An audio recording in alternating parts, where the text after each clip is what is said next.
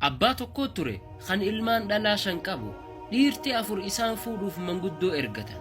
Abbaan ta'irra guddoo sanboodatti aantu akkasitti tartiibaan kan nu barbaade. Ammoo obboleettiin isaan kana irra guddoo ni didde.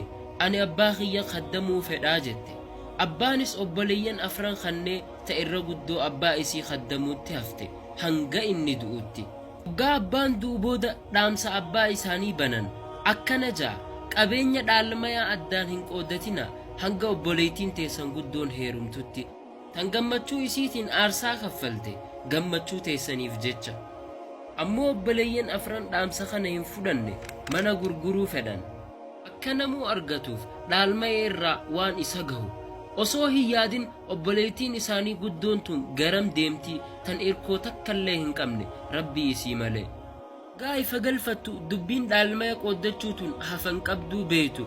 Obboleettiin guddoon nama mana bitachuuf deemu sanitti bilbiltee rakkoo isii hunda itti himte. Ammas mana tokkicha kana malee bakka itti mataa qabattu akka hin qabne.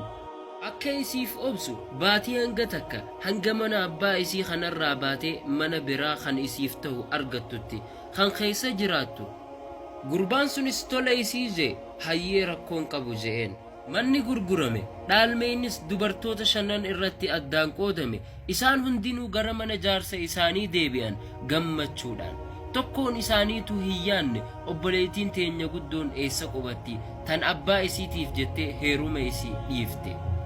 Ammoo obboleettiin guddoon abdii guutuu Rabbiirraa qabdi akka isii hin irraanfanne waan isiin abbaa isiitiif shariika taatee isa kaddamaa turteef jecha.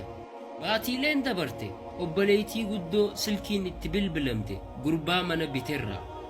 Ni sodaatte kan manarraa isii ariifu deemu seete. Manarraa akka baatu isiif himuuf.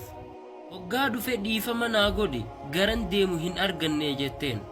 Kanaaf hin dhufne je'een mana murtiirraa hin waraqaa siif fide mana kana akka mahritti sii kennuuf. Yoo feete natti heerumta yoo jibbite ammoo garan bakka irraa dhufettiin deebi'a. Ammoo yoo natti heerumtes heerumuu baattes manni keetuma haqa keeti je'een. Ni booche ammallee ni galeef akka rabbiin dalagaa warra toltuu dalagee lafatti hin dhiifne. Gurbaa sanitti heerumuuf of qopheessite gammachuu guutamte keessas jiraatte. Subhaanallah akkamitti obsitee rabbiin bakka buuseef jaarsa gaarii fi mana abbaa isii kan keessa turtellee. Otoota keenya kabajamoo dhaamsa tokkoon isiniif dhaamuu barbaada. Haqa haadha abbaa keessanii eeggadha. Waan ati khayrii daleedeen rabbiin harka qullaas hin deebisu.